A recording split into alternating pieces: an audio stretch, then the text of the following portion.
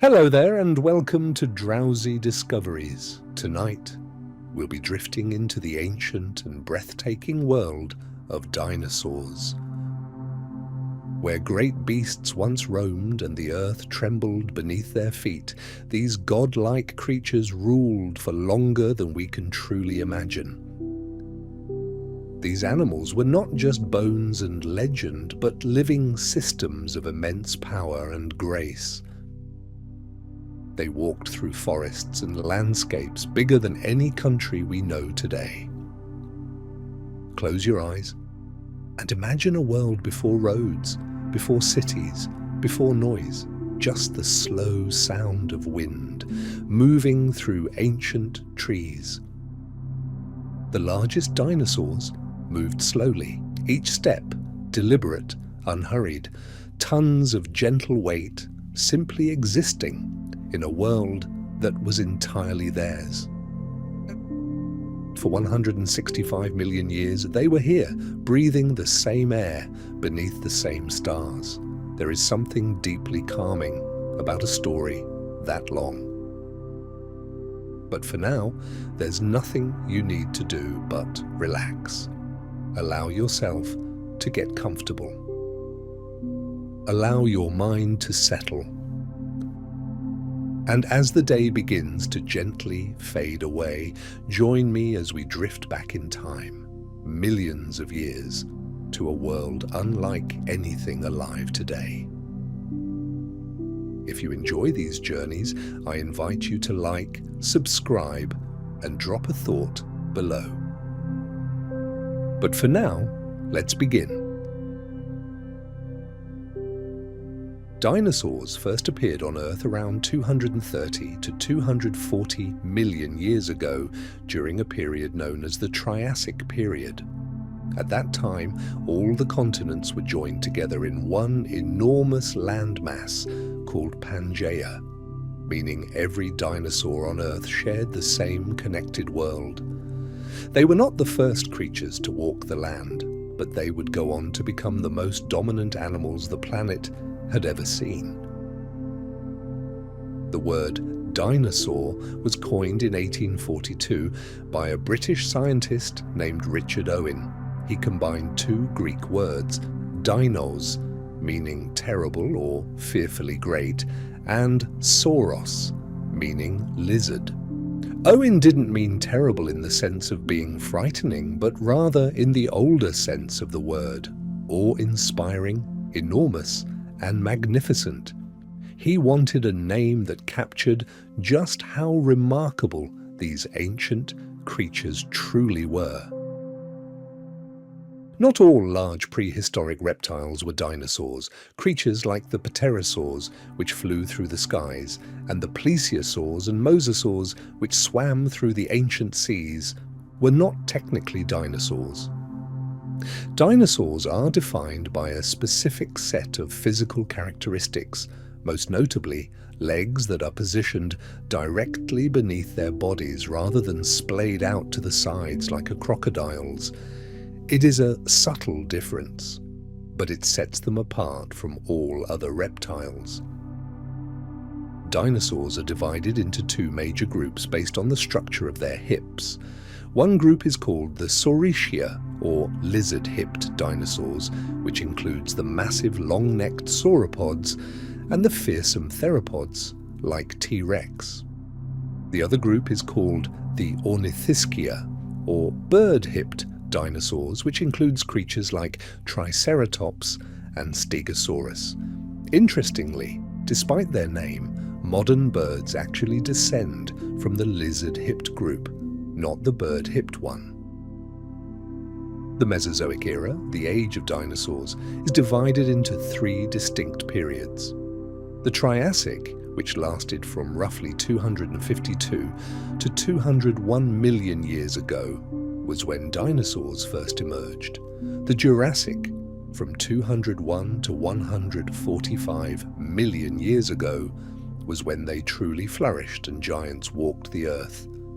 And the Cretaceous, from 145 to 66 million years ago, was when dinosaurs reached their greatest diversity before their sudden end. These three periods together span nearly 190 million years of life. The largest dinosaurs to ever walk the Earth were the long-necked sauropods. Among the most massive was Patagotitan majorum, discovered in Argentina. Scientists estimate it weighed around 70 metric tons, roughly the same as 10 African elephants, and stretched over 37 meters from nose to tail. Despite its almost incomprehensible size, it was a peaceful herbivore, spending its days slowly moving across ancient floodplains in search of plants to eat.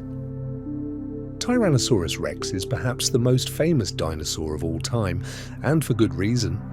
It lived during the late Cretaceous period, about 68 to 66 million years ago, in what is now Western North America. A fully grown T-Rex could reach 12 meters in length and weigh up to 9 metric tons. Its bite force was one of the most powerful of any land animal in history, strong enough to crush bone with ease. Scientists have found fossilized bones of other dinosaurs with T-Rex tooth marks embedded in them. Despite its terrifying reputation, T-Rex may have had a surprisingly gentle side when it came to its young. Some paleontologists believe that T-Rex, like many modern birds, likely cared for its offspring after hatching. Fossil evidence suggests that T-Rex babies had proportionally large eyes and soft facial features compared to adults, traits often associated with animals that receive parental care.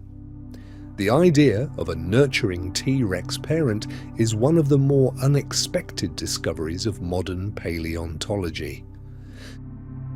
T-Rex had remarkably tiny arms relative to its enormous body. Each arm was only about 1 meter long and ended in just 2 clawed fingers. For decades, scientists were puzzled about what purpose these small limbs could possibly serve. One recent theory suggests they may have been used to grip a mate during reproduction, or to help the animal push itself up from the ground after resting. Whatever their function, they were not completely useless. The arms were actually quite muscular and could likely have supported a significant amount of weight. New research suggests that T-Rex may not have roared at all. Rather than producing a thunderous roar like a lion, it may have made deep, rumbling sounds by forcing air through a closed mouth, much like modern crocodilians or some species of birds. These low-frequency sounds would have been felt as much as heard, causing vibrations in the chest of anything nearby. It is a far more eerie and unsettling image than a simple roar, a massive predator that announced its presence not with noise, but with a deep, resonating tremor in the air. Velociraptor, made famous by movies, was actually quite different from its on-screen portrayal. In reality, Velociraptor was roughly the size of a turkey, about half a meter tall and 1 to 2 meters long. It also had feathers, much like a modern bird. The large, leaping, scaly predators depicted in films were more closely based on a different dinosaur called Deinonychus. Still, Velociraptor was a skilled and agile hunter, using its curved sickle-shaped claws to pin down prey rather than slash through it. Many dinosaurs had feathers. This might seem surprising, but paleontologists have found overwhelming evidence that feathers were widespread among theropod dinosaurs, the group that includes T-Rex and Velociraptor. Some feathers were likely used for insulation and warmth, while others were used for display, attracting mates with bright colors, just as peacocks do today. A few dinosaurs may have even had feathers capable of limited gliding or flight. The image of dinosaurs as purely scaly, reptilian creatures is one that science has steadily revised over the past few decades. Triceratops is one of the most recognizable dinosaurs, famous for its 3 facial horns and the large bony frill extending from the back of its skull. It lived at the very end of the Cretaceous period, making it one of the last non-avian dinosaurs to exist before the Great Extinction. A fully grown Triceratops could reach 9 meters in length and weigh up to 12 metric tons. Its horns could grow over a meter long and were likely used both for defense against predators and for competition between members of the same species. Stegosaurus is instantly recognizable by the 2 rows of large, diamond-shaped plates running along its back and the 4 sharp spikes at the end of its tail, a feature paleontologists have nicknamed the thagomizer. Despite its heavily armored appearance, Stegosaurus had one of the smallest brains relative to body size of any dinosaur, roughly the size of a walnut. It lived during the late Jurassic period and was a gentle herbivore, likely spending most of its time grazing on low-lying plants in warm, humid forests. The plates on Stegosaurus's back were not solid bone, they were highly porous and filled with a network of blood vessels, suggesting they may have been covered in skin during the animal's life. Some scientists believe the plates were used for temperature regulation, allowing the animal to warm up quickly in sunlight or shed heat when needed. Others believe they may have been brightly coloured and used for display, helping Stegosaurus attract a mate or recognize members of its own species at a distance. Brachiosaurus was one of the tallest dinosaurs ever discovered. Unlike most sauropods, whose necks extended horizontally, Brachiosaurus held its neck at a steep upward angle, much like a giraffe. This allowed it to reach leaves high up in the canopies of ancient trees, accessing food sources that other dinosaurs could not. A fully grown Brachiosaurus could lift its head to a height of around 13 meters, high enough to peer over a 4-story building. It is thought to have spent nearly every waking hour eating just to sustain its enormous body. Ankylosaurus was perhaps the most heavily armored dinosaur ever to live. Its body was covered from head to tail in thick, bony plates, called osteoderms, fused together into a nearly impenetrable shell. Even its eyelids had small bones for protection. At the end of its tail was a massive club of fused bone, which it could swing with tremendous force. Scientists estimate the club could have delivered a blow powerful enough to shatter the leg bones of a T-Rex. A remarkable defense for a creature that never stood taller than about 2 meters at the hip. Diplodocus was one of the longest dinosaurs known to science, stretching up to 27 meters from head to tail. Much of that length was its extraordinarily long, whip-like tail. Some researchers believe Diplodocus could crack its tail like a whip, producing a sound loud enough to startle predators or signal to others of its kind. Unlike some other sauropods, Diplodocus had a relatively slender build and held its neck more or less horizontally, sweeping it side to side to graze on low-growing vegetation across a wide area without needing to move its body much at all. Spinosaurus is now believed to be the largest carnivorous dinosaur ever discovered, surpassing even T-Rex in length. It could reach up to 15 meters long and had a distinctive sail or hump along its back, formed by elongated neural spines that may have been up to 2 meters tall. Recent discoveries suggest Spinosaurus was semi-aquatic, spending much of its time in rivers and shallow water hunting fish. Its nostrils were positioned high on its skull, its legs were relatively short and dense, and its feet may have been partially webbed, all adaptations for life in the water. Pachycephalosaurus had one of the most unusual heads in the dinosaur world. The dome of its skull was up to 25 centimeters thick, made of solid bone. For many years, scientists believed these dinosaurs would charge at each other headfirst like bighorn sheep, using their thick skulls as battering rams.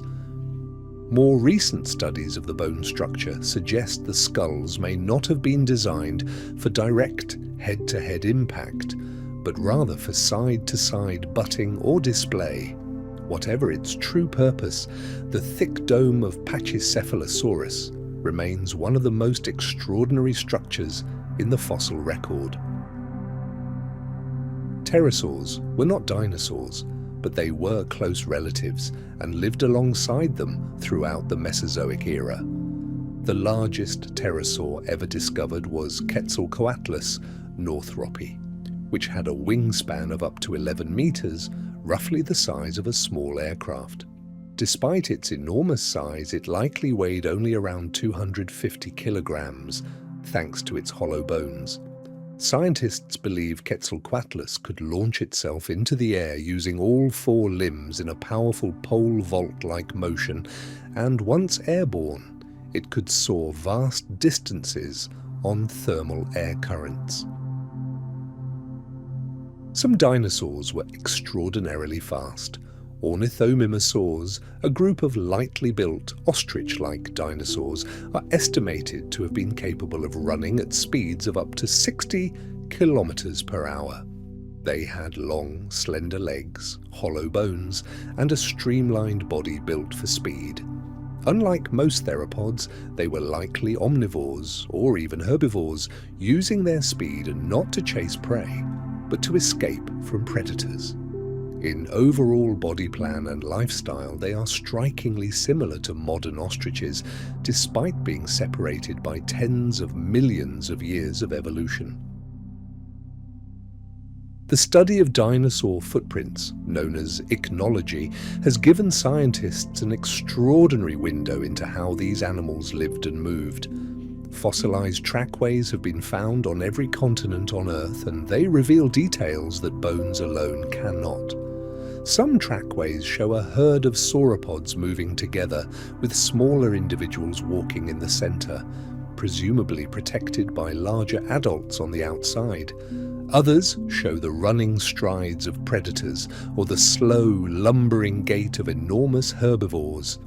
These ancient footprints are, in a way, a record of real moments in time, a dinosaur's last walk, frozen in stone forever. Not all dinosaurs were enormous, many were quite small. Microraptor, for example, was a 4-winged feathered dinosaur about the size of a crow. It lived in what is now China during the early Cretaceous period and could likely glide between trees. Another tiny dinosaur, Anchiornis, was roughly the size of a pigeon. These small bird-like theropods show just how diverse dinosaurs were, ranging from creatures the size of a sparrow all the way up to animals as large as a house. Dinosaur eggs came in a remarkable range of sizes and shapes. The largest known dinosaur eggs belonged to sauropods and could reach up to 60 centimeters in length, about the size of a rugby ball. Smaller theropods laid elongated oval eggs, somewhat resembling those of modern birds. Some eggs have been found with embryos still preserved inside, giving scientists a rare look at dinosaurs before they even hatched. Fossil nests have also revealed that many dinosaurs, like modern birds, returned to the same nesting sites year after year. Maiasaura, whose name means good mother lizard, was one of the first dinosaurs found with strong evidence of parental care. Fossil nests discovered in Montana in the 1970s showed hatchlings that appeared to have stayed in the nest well after hatching, with worn-down teeth suggesting the parents were bringing them food.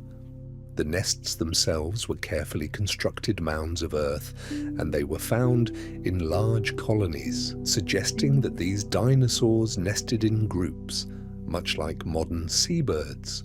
Maiasaura forever changed the image of dinosaurs as cold, indifferent parents. Some dinosaurs are believed to have migrated vast distances with the changing seasons, much like modern wildebeest or caribou. Evidence for this comes from fossilized bone growth patterns and the isotopic composition of dinosaur teeth, which record where an animal was living at different stages of its life. Large sauropods in particular may have traveled hundreds or even thousands of kilometers each year, following the growth of fresh vegetation across ancient landscapes. It is a humbling thought that these giants were not stationary creatures, but restless wanderers crossing entire continents. Dinosaurs lived on every continent, including Antarctica. During the Mesozoic era, Antarctica was not covered in ice. It was a warmer, forested landmass positioned closer to the South Pole, but still hospitable to life. Fossils of dinosaurs, including Brachiosaurus, a crested theropod, and several large sauropods, have been found there. The existence of polar dinosaurs raises fascinating questions about how they survived the long, dark winters of high latitudes, when food would have been scarce and temperatures would have dropped significantly, even without ice. Many dinosaurs lived in herds. Evidence from fossil bone beds, sites where the remains of dozens or even hundreds of individuals are found together, suggests that some species were highly social animals. Centrosaurus, a horned dinosaur related to Triceratops, has been found in bone beds containing thousands of individuals, likely killed together in a catastrophic flood. Edmontosaurus, a large duck-billed dinosaur, also shows evidence of herding behavior. Living in groups would have offered protection from predators and may have allowed young or injured animals to be shielded by healthier members of the herd. The colors of dinosaurs are no longer entirely a mystery. By studying microscopic structures called melanosomes preserved in exceptionally well-fossilized feathers, scientists have been able to reconstruct the colors of some feathered dinosaurs with remarkable precision. Anchiornis, for example, has been reconstructed as having a black and white speckled body with a reddish-orange crest, strikingly similar to a modern woodpecker. Microraptor appears to have had iridescent black feathers with a blue-green sheen, much like a crow. These discoveries have transformed our understanding of how dinosaurs looked and communicated. Some of the best-preserved dinosaur fossils in the world come from the Yixian Formation in Liaoning Province, China. The fine-grained volcanic ash that covered this ancient lake environment preserved not just bones but soft tissues, feathers, scales, skin, and even the outlines of organs. This remarkable site has yielded dozens of feathered dinosaur species and has been transformative for paleontology. Among its most celebrated discoveries is Sinosauropteryx, the first non-avian dinosaur ever found with direct evidence of feathers, described in 1996, and still one of the most significant fossil finds of the modern era. Dinosaur skin was far more varied than most people imagine. Some dinosaurs had scales, some had feathers, and some may have had a combination of both. Fossil impressions of hadrosaur skin show a pebbly, bumpy texture, not unlike a modern crocodile or a Gila monster. Ceratopsians like Triceratops appear to have had large, hexagonal scales mixed with smaller ones. Some theropods may have had feathers on parts of their bodies while retaining scales on others, particularly on the legs and feet. The diversity of dinosaur skin was likely just as rich and varied as that of modern reptiles and birds. The brains of dinosaurs varied significantly between species. Most dinosaurs had relatively small brains compared to their body size, but theropods, particularly the small, bird-like ones, had proportionally much larger brains. Troodon is often cited as one of the most intelligent dinosaurs, with a brain-to-body ratio comparable to modern birds. Its large eyes suggest it may have had excellent vision, possibly including the ability to see well in low light. Some scientists have speculated about what dinosaurs might have become had the extinction not occurred. With millions more years of evolution, could some lineages have developed greater intelligence? Many dinosaurs had crests, frills, sails, and other elaborate head structures that served primarily for display rather than combat or defense. Parasaurolophus, a hadrosaur, had a long, hollow, tube-like crest extending back from its skull. Air forced through this crest would have produced a deep, resonating call, something like a trombone or a didgeridoo. Different species of Parasaurolophus had differently shaped crests, meaning each species would have produced a distinct sound, allowing individuals to identify members of their own kind, even at great distances through dense vegetation. The duck-billed hadrosaurs were among the most successful dinosaurs of the late Cretaceous period. They lived across North America, Asia, and Europe in enormous numbers, and their fossils are among the most common in many late Cretaceous rock formations.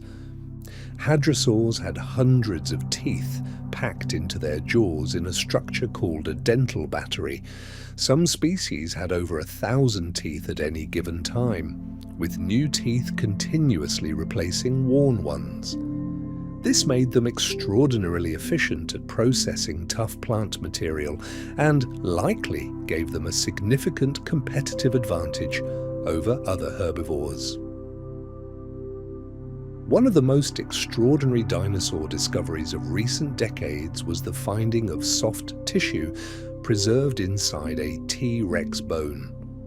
In 2005, paleontologist Mary Schweitzer reported the discovery of what appeared to be flexible, transparent blood vessels and dark, round structures resembling red blood cells inside the femur of a 68-million-year-old T-Rex. The discovery was met with widespread skepticism, but subsequent studies have confirmed the presence of original protein fragments within the tissue. The exact mechanism by which organic material can survive for tens of millions of years remains one of the most fascinating open questions in paleontology. Sauropod. Dinosaurs had extraordinarily long necks, and scientists have long debated how they used them. For many years, the assumption was that they used their necks to reach high into trees, like a giraffe. But some researchers have proposed that many sauropods actually held their necks more or less horizontally and used them to sweep through large areas of low-growing vegetation without moving their bodies, maximizing feeding efficiency with minimal energy expenditure. The neck of a large sauropod was an engineering marvel, containing air sacs that made it lighter than it appeared and muscles powerful enough to hold it aloft for hours. Some dinosaurs swallowed stones, called gastroliths, to help grind up tough plant material in their stomachs, much like modern birds swallow grit. These polished stones have been found in the stomach regions of several dinosaur species, including sauropods and some ornithischians. The stones would have tumbled against each other and against plant material inside a muscular gizzard, breaking down even the toughest leaves and stems into something digestible. Some gastroliths found in dinosaur fossils are so smooth and polished that it is clear they had been inside the animal for a very long time. Dinosaurs had a wide variety of defensive strategies. Ankylosaurs relied on armor and their powerful tail clubs. Ceratopsians used their horns. Sauropods may have used their long tails as whips. Some smaller dinosaurs relied entirely on speed, and some, like Iguanodon, had a large pointed thumb spike that may have been used to defend against predators. The sheer variety of defensive adaptations across different dinosaur lineages speaks to the constant evolutionary pressure they faced from large predators, an ancient arms race that played out over tens of millions of years. The Cretaceous-Paleogene extinction event, approximately 66 million years ago, brought the reign of the non-avian dinosaurs to an end. The most widely accepted cause is the impact of a massive asteroid or comet, estimated to have been about 10 to 15 kilometers in diameter, which struck what is now the Yucatan Peninsula in Mexico. The impact released energy equivalent to billions of nuclear bombs, triggering wildfires, a nuclear winter caused by debris blocking sunlight, and a collapse of food chains worldwide. Within a geologically brief period, likely less than 1 million years, roughly 3/4 of all species on Earth went extinct. The site of the asteroid impact that ended the age of dinosaurs is known as the Chicxulub crater, named after the nearby town of Chicxulub Puerto in Mexico. The crater is enormous, approximately 180 kilometers wide, and is buried beneath the seafloor of the Gulf of Mexico and the Yucatan Peninsula. It was only definitively identified as an impact crater in the early 1990s. The presence of a thin layer of iridium, a metal rare on Earth's surface but common in asteroids, found worldwide at the geological boundary marking the extinction event, was one of the key pieces of evidence that pointed to an extraterrestrial cause. Not all scientists agree that the asteroid alone was responsible for the extinction of the dinosaurs. Some researchers point to massive volcanic activity in what is now India, a region known as the Deccan Traps, as a contributing factor. These eruptions were releasing enormous quantities of carbon dioxide and sulfur dioxide into the atmosphere for hundreds of thousands of years before the asteroid impact, potentially already stressing ecosystems and reducing dinosaur diversity. The prevailing view today is that the asteroid was the primary cause, but it may have delivered the final blow to a world already under significant ecological stress.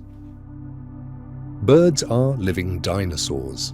This is not a metaphor or a loose analogy, it is a scientific fact. Birds evolved from small, feathered theropod dinosaurs, and they share so many anatomical features with their Mesozoic ancestors that paleontologists classify them as a group within the dinosaurs. When the non-avian dinosaurs went extinct 66 million years ago, the avian dinosaurs, the birds, survived and went on to diversify into the roughly 10,000 species that exist today. Every time you watch a bird in flight, you are watching a dinosaur, a lineage that has survived for over 230 million years.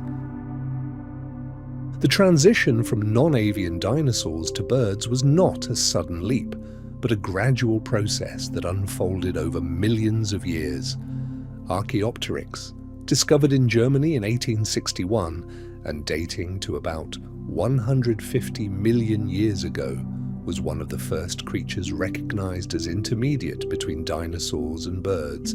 It had feathers and wings, but also teeth, clawed fingers on its wings, and a long bony tail, features shared with its non-avian relatives. Since then, dozens of other feathered dinosaurs have been discovered that fill in the gaps and show the gradual acquisition of bird-like traits in the theropod lineage. Dinosaur fossils have been found on every single continent on Earth. From the icy mountains of Antarctica to the scorching deserts of the Sahara, and from the cliffs of Argentina to the badlands of Mongolia, dinosaur bones lie buried in ancient rock formations all around the world. Some of the richest fossil sites include the Hell Creek Formation in Montana and the Dakotas, the Tendaguru beds in Tanzania, the Kem Kem beds of Morocco, and the famous flaming cliffs of the Gobi Desert in Mongolia. Each site offers a unique window into a different ecosystem from a different moment in deep time.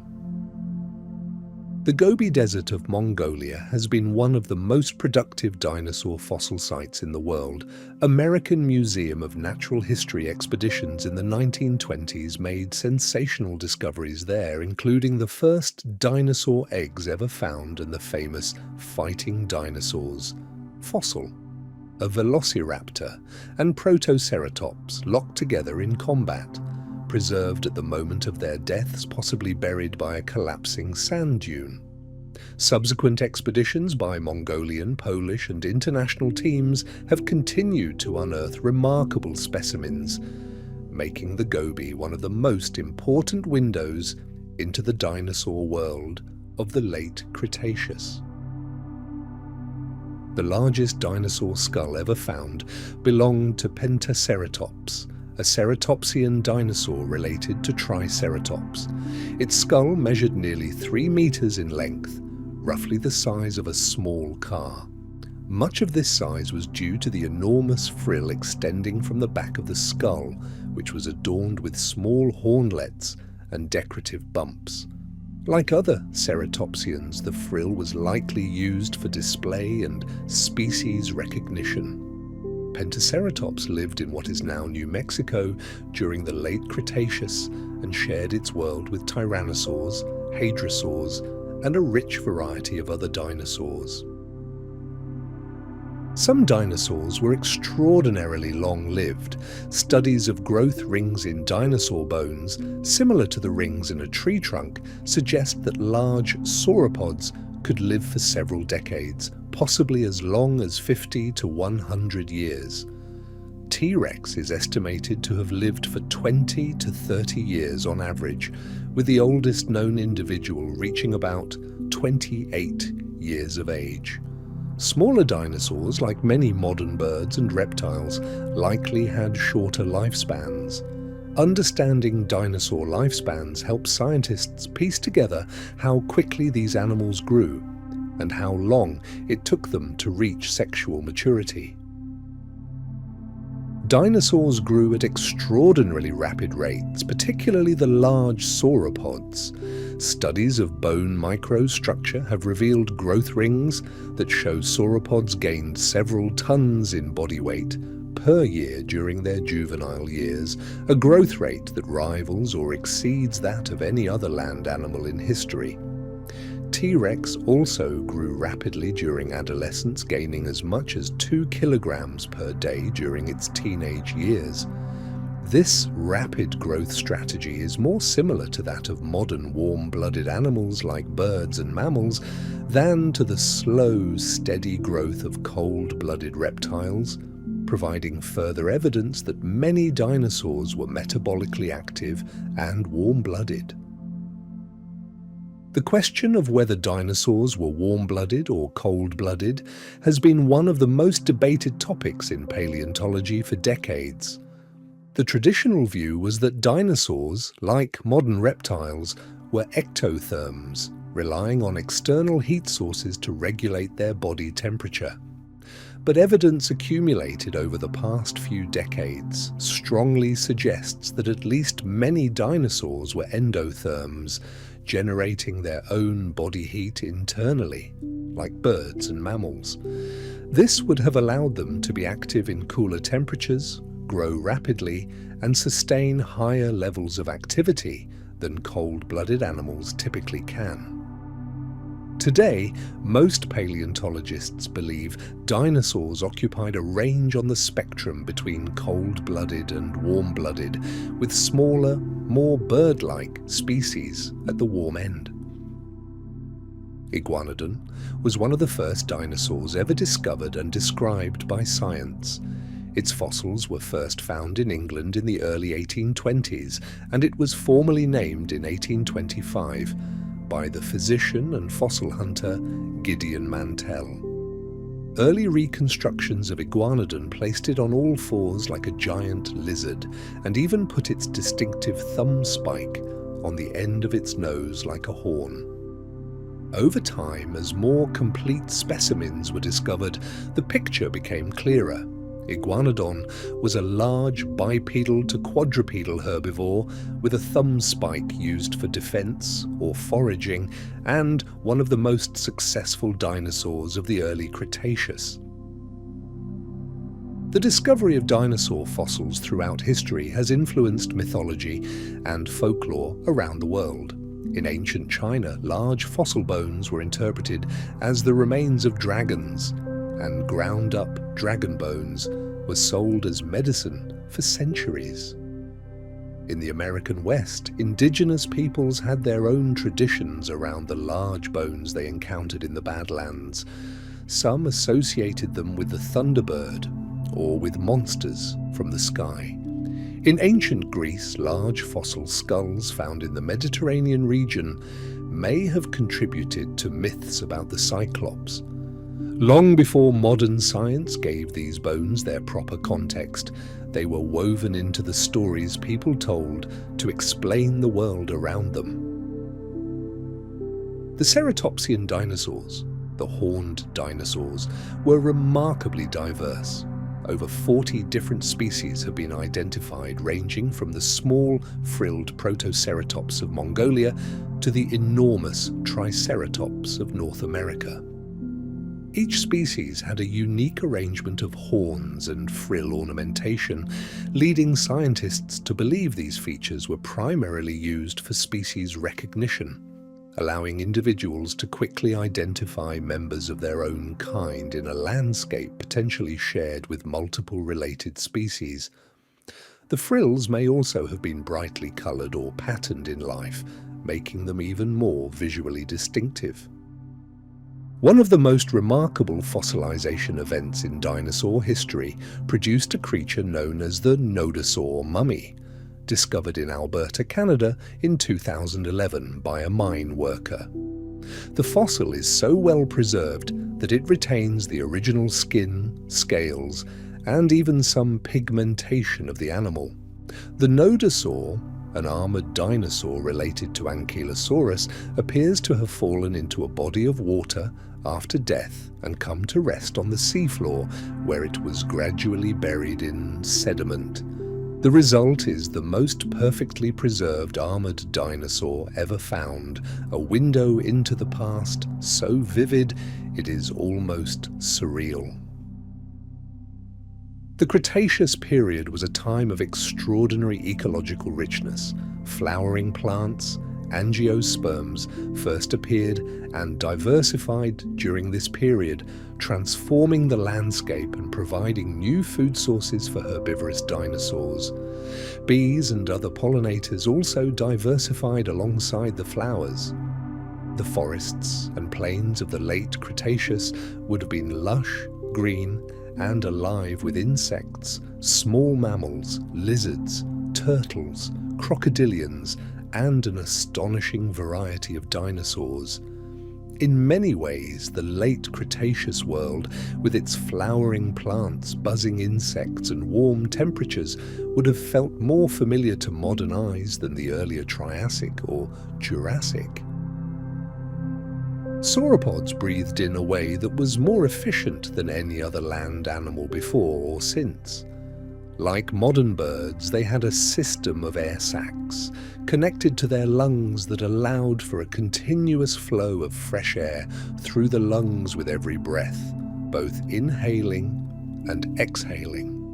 This unidirectional breathing system is far more efficient than the bidirectional breathing of mammals, where stale air mixes with fresh air in the lungs with every breath.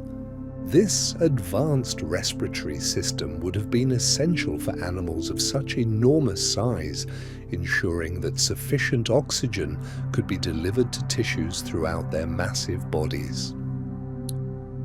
The bones of sauropod dinosaurs were filled with air. Like modern birds, sauropods had a system of pneumatic cavities, hollow spaces connected to air sacs that extended throughout their skeleton, including the vertebrae of the neck and back. This made their bones significantly lighter than they would otherwise be, which was critical for animals of such enormous size. Without this pneumatization, the sheer weight of a large sauropod skeleton would have been structurally challenging to support. In some sauropod vertebrae, the bone is so riddled with air spaces that it resembles a sponge more than solid bone.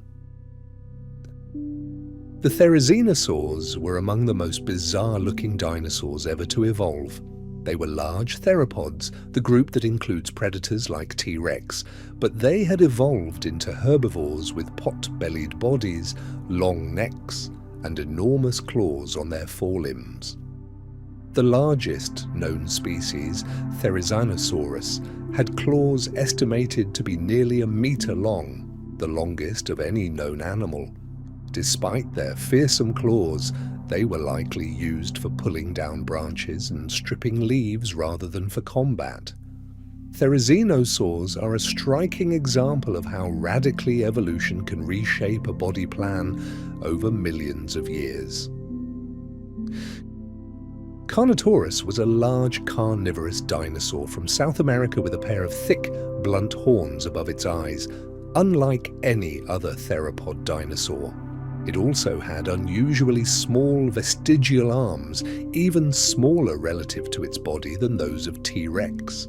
Remarkably, a Carnotaurus specimen was found with fossilized skin impressions, revealing that it was covered in large, round scales arranged in rows, with smaller scales filling the spaces between them.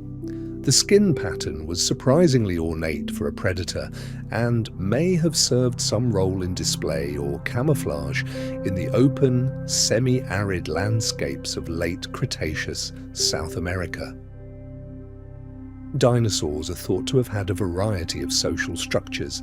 Some, like the large predators, may have been largely solitary, coming together only to mate. Others, particularly the herbivores, lived in herds of varying sizes. Some theropods may have hunted cooperatively, much like modern wolves or lions, though direct evidence for this is difficult to establish from the fossil record.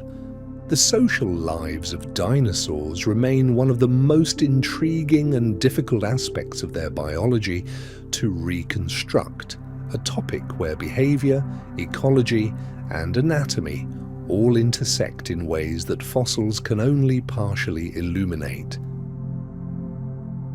One of the most spectacular fossil discoveries of the 20th century was made not by a trained paleontologist, but by an amateur fossil hunter.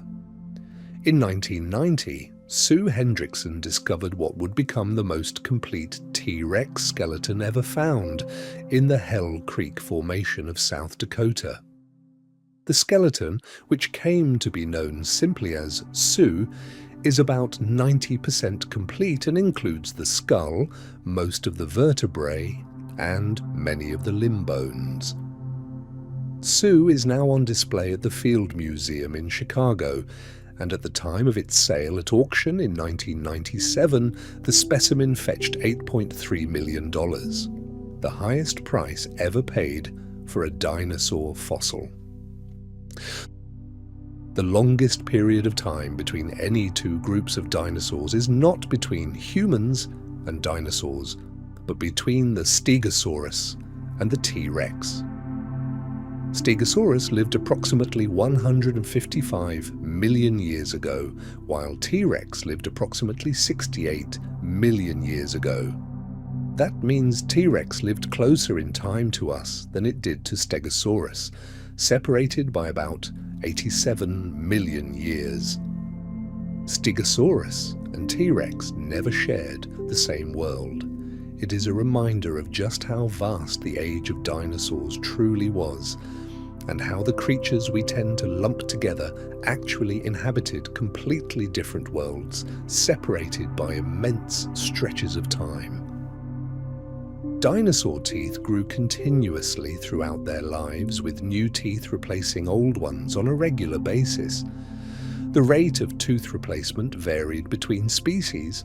Some hadrosaurs replaced individual teeth every few weeks, while other dinosaurs replaced theirs more slowly.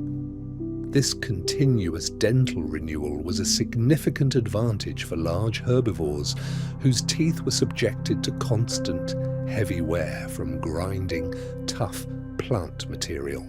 Modern mammals, by contrast, only grow 2 sets of teeth in their lifetime, which can be a significant limitation for large, long-lived herbivores like elephants, who eventually run out of teeth in old age. The pachycephalosaurs, the dome-headed dinosaurs, are known almost entirely from their skulls, as the rest of their bones were relatively fragile and rarely preserved.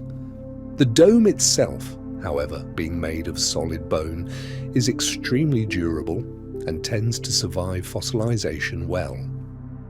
This has led to a curious situation in paleontology, where dozens of dome fragments are known, but complete skeletons are extremely rare.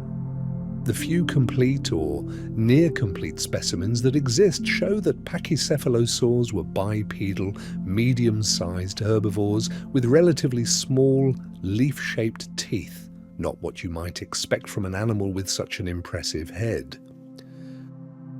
The end-Triassic extinction event approximately 201 million years ago wiped out many of the competitors of the dinosaurs and paved the way for their dominance during the Jurassic and Cretaceous periods. Before this extinction, dinosaurs were just one of many groups of archosaurs competing for resources, and they were not necessarily the most successful or widespread. The extinction removed many of the larger Crurotarsan archosaurs, the group that includes modern crocodilians, that had previously dominated many ecosystems. With these competitors gone, dinosaurs diversified rapidly and spread across the globe, filling ecological niches that had been vacated. The long-necked sauropods had hearts that faced an extraordinary physiological challenge. Pumping blood all the way up a neck that could be 10 or more meters long required either an enormously powerful heart or a series of additional pumping mechanisms. Some scientists have proposed that sauropods may have had multiple hearts, or a massive, extremely powerful primary heart. Others have suggested that their blood pressure was managed by a network of specialized blood vessels near the brain that prevented dangerous pressure spikes. The cardiovascular system of a large sauropod was one of the most impressive biological engineering challenges in the history of life on Earth. Oviraptorosaurs were theropod dinosaurs that were once thought to be egg thieves. The name Oviraptor literally means egg thief, because the first specimen was found near a nest of what were thought to be Protoceratops eggs. Decades later, it was discovered that the eggs were actually Oviraptor eggs, and the dinosaur was not stealing them, but brooding them, just as modern birds do. This discovery fundamentally changed the understanding of oviraptors' behavior and revealed that at least some non-avian dinosaurs incubated their eggs by sitting on them, a behavior that had previously been considered unique to birds. The fossils of dinosaurs in polar regions have revealed that some species were specially adapted to seasonal darkness and cold.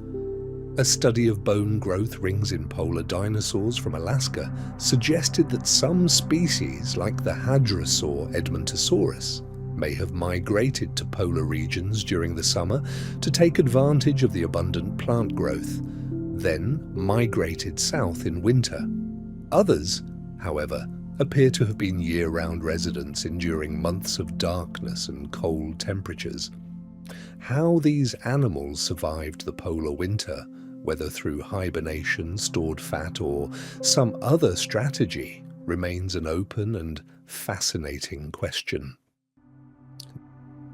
Dinosaur coprolites, fossilized dung, have provided surprisingly detailed information about what dinosaurs ate. Analysis of coprolites attributed to large theropods has found crushed bone fragments, suggesting these carnivores consumed their prey completely, crunching through bones to extract the nutrient-rich marrow inside.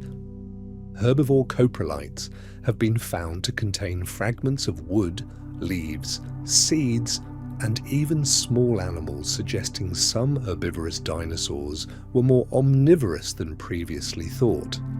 These ancient deposits of waste have proven to be one of the most informative and underappreciated sources of information about dinosaur diet and ecology. The discovery of dinosaur proteins, specifically collagen, in fossilized bone, has opened up the possibility of using molecular evidence to clarify the evolutionary relationships between dinosaurs and their living descendants. Studies comparing collagen sequences from T-Rex with those of modern animals found the closest matches with chickens and ostriches, direct molecular evidence linking T-Rex to modern birds, confirming what anatomy had long suggested. These findings are remarkable given the age of the material, and they suggest that under the right conditions of fossilization, organic molecules can survive for tens of millions of years. The Jurassic period is often considered the golden age of the giant sauropods. During this time, enormous herbivores like Brachiosaurus, Diplodocus, and Apatosaurus roamed vast floodplains and forests, accompanied by predators like Allosaurus and Ceratosaurus. The climate during the Jurassic was generally warm and humid with no polar ice caps, and sea levels were high. Lush vegetation covered much of the land, providing the enormous quantities of plant material needed to sustain herds of multi-ton herbivores. It was in many ways the most spectacular period in the history of land animals, a world of titans. Allosaurus was the apex predator of the late Jurassic period in North America, the T-Rex of its time. It reached up to 12 meters in length and had a distinctive skull with bony ridges above its eyes that gave it a somewhat demonic appearance. Unlike T-Rex, which had massive, bone-crushing jaws, Allosaurus had lighter jaws that some researchers believe it used in a hatchet-like motion, driving its upper teeth into prey and tearing off chunks of flesh. Multiple Allosaurus individuals have sometimes been found together, which has led to speculation that they may have hunted in loose groups, though definitive proof remains elusive.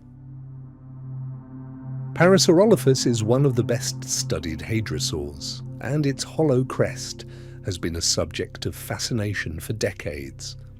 The crest was a hollow tube of bone that looped from the nostrils up over the head and back down to connect with the respiratory tract. By modelling the acoustics of this structure using CT scans and computer simulations, scientists have been able to generate an approximation of the sound it would have produced. The result is a deep, resonant, haunting call, described by some as similar to a didgeridoo or a foghorn. Herds of Parasaurolophus calling across an ancient floodplain would have produced a sound unlike anything heard on Earth today. Sauropod. Trackways have been found in many parts of the world, and they have revealed fascinating details about how these enormous animals walked. The footprints show that sauropods moved at a slow, steady pace, much like modern elephants, and that they placed their hind feet slightly inside the prints of their front feet with each stride. Some trackways show that the animals walked in groups, with smaller individuals positioned toward the center of the herd. Occasionally, trackways show signs of a sauropod being pursued by a large theropod, the predator's prints overlapping those of the herbivore in a chase frozen in stone for millions of years. The evolution of feathers in dinosaurs appears to have begun long before flight was possible, or even a goal. The earliest feathers were likely simple, hair-like filaments used for insulation, keeping smaller dinosaurs warm in cooler environments. Over time, these filaments became more complex, branched, then veined, eventually forming structures capable of generating lift.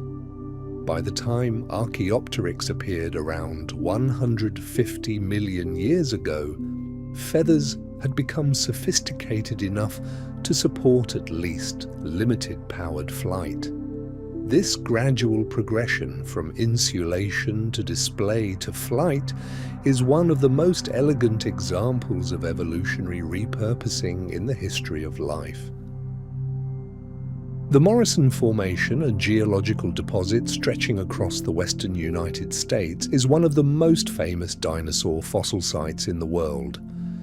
Dating to the late Jurassic period, roughly 150 million years ago, it has yielded the remains of an extraordinary variety of dinosaurs, including Stegosaurus, Allosaurus, Brachiosaurus, Diplodocus, Apatosaurus, and many others.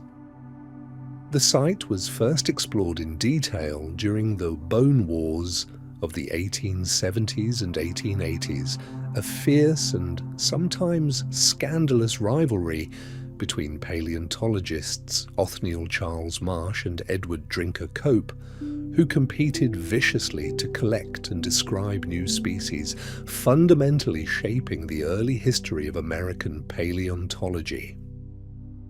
The Bone Wars between Marsh and Cope produced remarkable discoveries, but also significant controversy.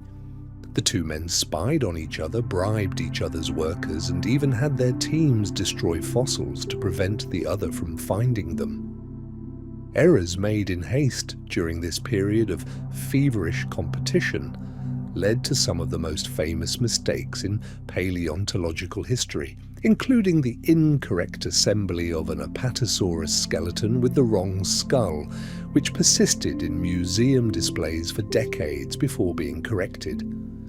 Despite the chaos, the Bone Wars dramatically expanded the known diversity of Jurassic dinosaurs and established North America as one of the world's premier fossil grounds. The Spinosaurus story is one of the most dramatic revisions in the history of paleontology. First discovered in Egypt in 1912, the original fossils were destroyed in World War II during the bombing of Munich. For decades, Spinosaurus was known only from fragmentary remains and was difficult to characterize accurately. Then, beginning in the early 2000s, new specimens from Morocco began to emerge. And in 2014, a partially complete skeleton was described that revealed Spinosaurus as a semi-aquatic predator with short hind limbs, dense bones, and paddle-like feet, an animal as different from T-Rex in lifestyle and habitat as a crocodile is from a lion. The titanosaur sauropods were the last and in some ways the most successful of the giant long-necked dinosaurs, thriving right up until the end, Cretaceous extinction. They were particularly diverse and abundant in the southern continents, South America, Africa, and India, and ranged from relatively modest sizes to the truly gargantuan, including Patagoteton and other contenders for the title of largest land animal ever. Some titanosaurs had small bony nodules called osteoderms embedded in their skin, providing a degree of armoring unusual for such enormous animals. They were, in every sense, the culmination of 150 million years of sauropod evolution. Dinosaur nests have been found in a variety of environments, from open beaches to forested riverbanks. Some dinosaurs, like the sauropods, appear to have buried their eggs in mounds of vegetation or sand and left them to incubate by heat generated by decomposing plant material, much like modern megapode birds. Others, particularly theropods, brooded their eggs directly, sitting on the nest like a modern bird. Some nesting sites contain multiple clutches of eggs from different years, suggesting that the site was used repeatedly, a nesting ground to which females returned season after season, guided by instinct across vast, ancient landscapes. The study of dinosaur pathology, injuries and diseases preserved in fossilized bone has revealed that dinosaurs suffered from many of the same conditions as modern animals. T-Rex specimens have been found with healed bite wounds, broken and rehealed ribs, and even evidence of gout. Hadrosaurs show signs of arthritis in their tail vertebrae. Some sauropods have been found with signs of bone infections. The fact that so many injuries show signs of healing is significant.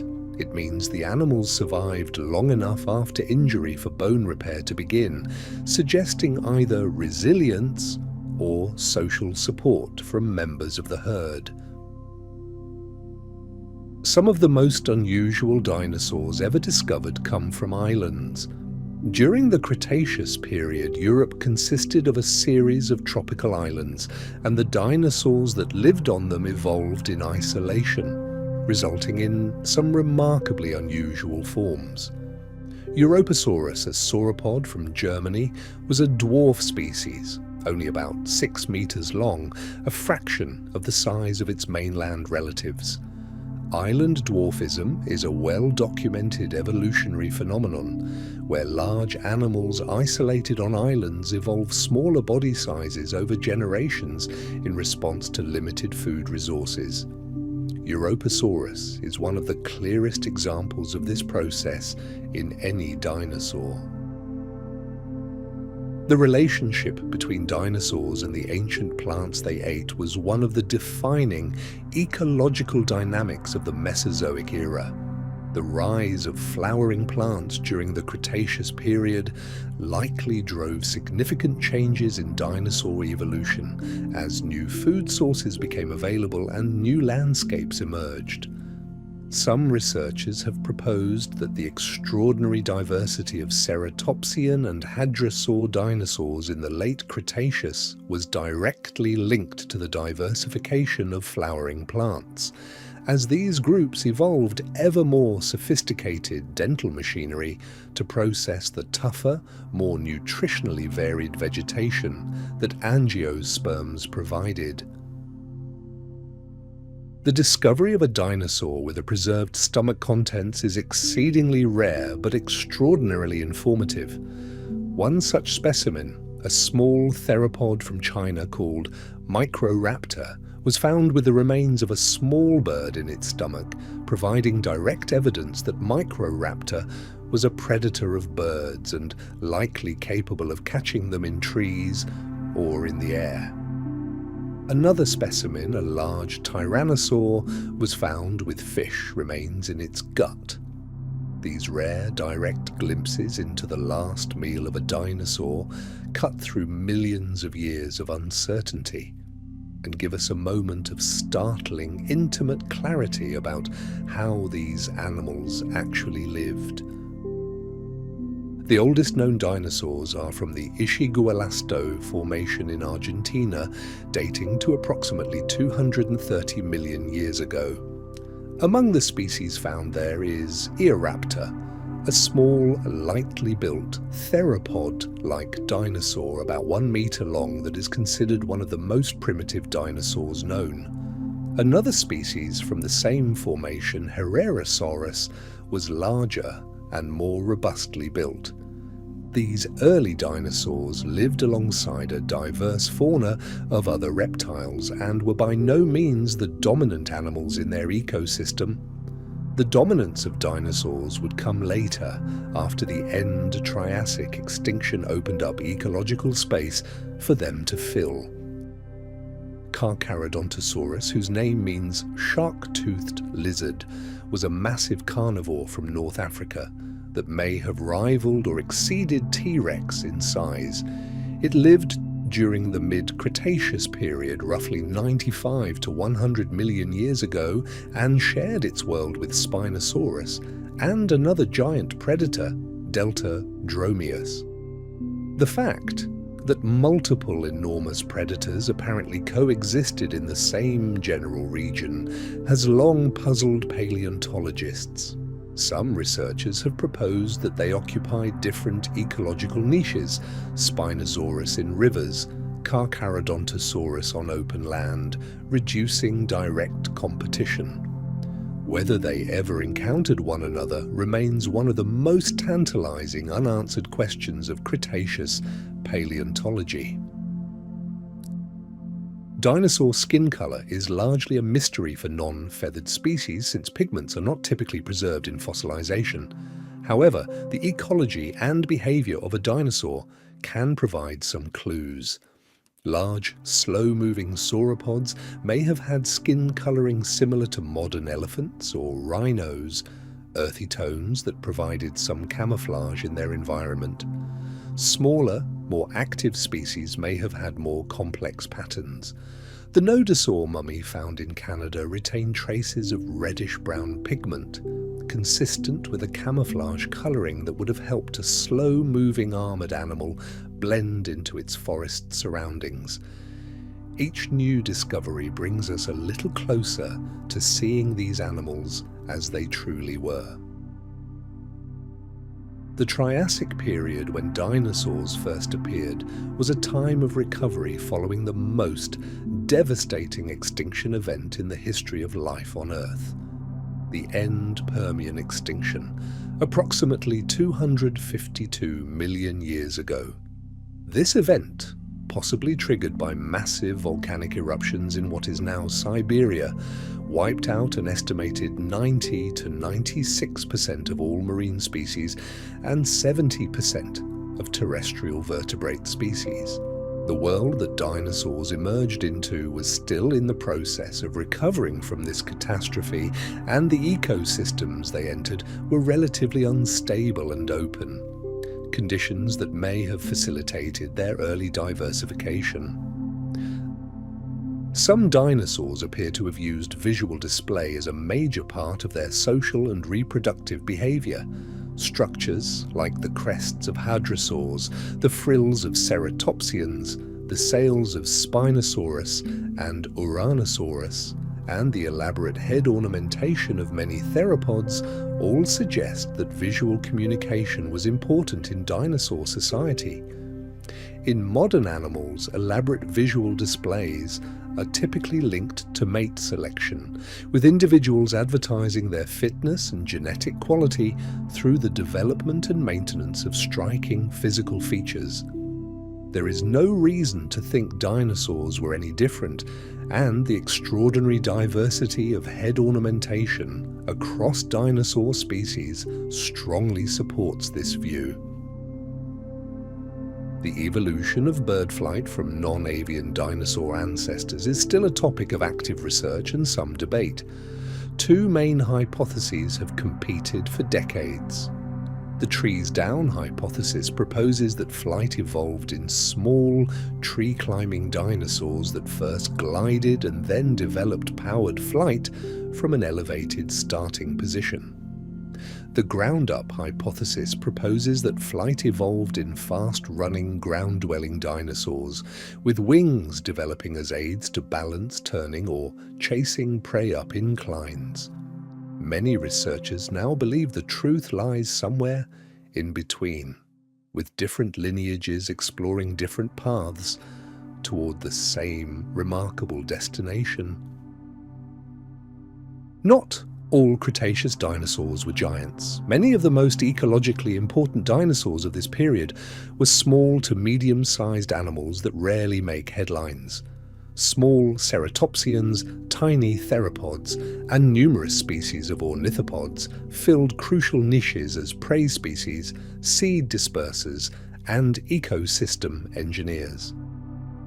The diversity of small dinosaurs is easily underappreciated, partly because smaller bones are less likely to be preserved and less likely to be noticed by fossil hunters. Each small species represents a thread in the complex web of life that made up a Cretaceous ecosystem, and the loss of any one of them would have had ripple effects throughout the entire food web. The first dinosaur fossil ever formally described by science was a partial femur from Oxfordshire, England, published in 1676 by Robert Plot. He identified it as the thigh bone of a giant human, citing biblical stories of giants as context. It was later tentatively attributed to a Megalosaurus, the first full description of a dinosaur as such, though the name dinosaur did not yet exist, was of Megalosaurus in 1824 by William Buckland. The history of dinosaur discovery is thus a history of slowly and painstakingly recognizing the truly alien nature of the deep past, of coming to understand that the world has not always been as it is today. The extinction of the non-avian dinosaurs did not happen overnight. While the asteroid impact 66 million years ago was certainly the trigger, the actual process of extinction likely played out over months to years as the environmental consequences cascaded through the biosphere. In the immediate aftermath of the impact, the sky would have been dark with ash and debris, photosynthesis would have largely ceased, and global temperatures would have plummeted. Animals that could survive on stored energy, seeds, detritus, or aquatic food chains like turtles, crocodilians, birds, and small mammals had a far better chance of survival than large animals dependent on living vegetation or healthy herds of large prey. After the extinction of the non-avian dinosaurs, mammals quickly diversified to fill the ecological niches that had been vacated. Within a few million years of the extinction, the first large mammals appeared, and within about 10 million years, the world's ecosystems had been largely restructured around a mammalian backbone. But birds, the surviving dinosaurs, also diversified explosively in the aftermath of the extinction, eventually becoming the most species-rich group of land vertebrates on Earth. The world that emerged from the end Cretaceous extinction was, in many ways, built on the foundations of what the dinosaurs had left behind. The impact of dinosaur paleontology on popular culture has been extraordinary and enduring.